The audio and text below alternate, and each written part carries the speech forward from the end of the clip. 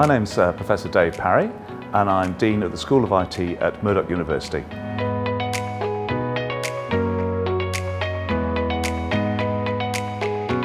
We're surrounded by data, and humans are extremely good at seeing patterns in data. But for us to be able to make those decisions, our machines and our systems need to be able to present the data in such a way that we can understand where the meaning is and where there might be unexpected outliers, which might be important, or possibly errors in the data. So machine learning techniques can act very effectively on data and give us answers, but unless we actually visualize it as well, there's the danger that we're understanding something which isn't really present in the data. So we need both things in order to make the most use of these techniques.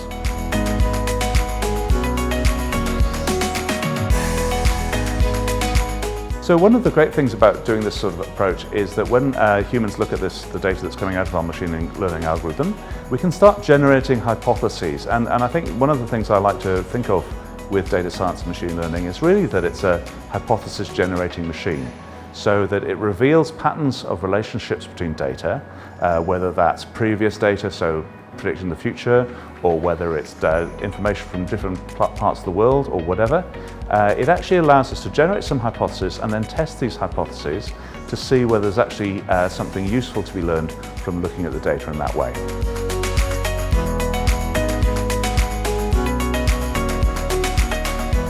So simulation is really very, very important in modelling the behaviour of AI systems. One of the things that we're really concerned about is whether they're behaving in ways which we expect them to behave, that they're not doing something unexpected or dangerous. So data visualization allows us to look at the performance of our systems under different simulated areas, and sometimes we call these edge cases, for example.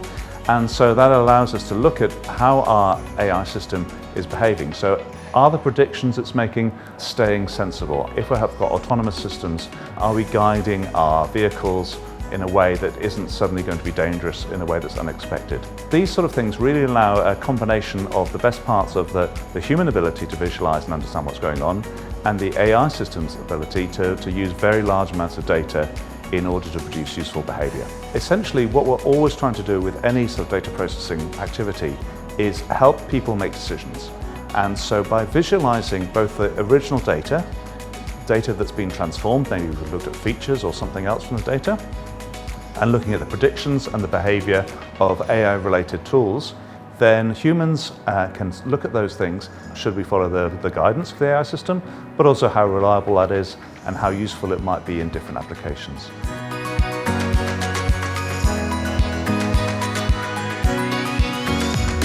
I'm really convinced that this 21st century is the century of using data effectively, and in order to do that, you've got to be able to understand how to use machine learning techniques and AI systems.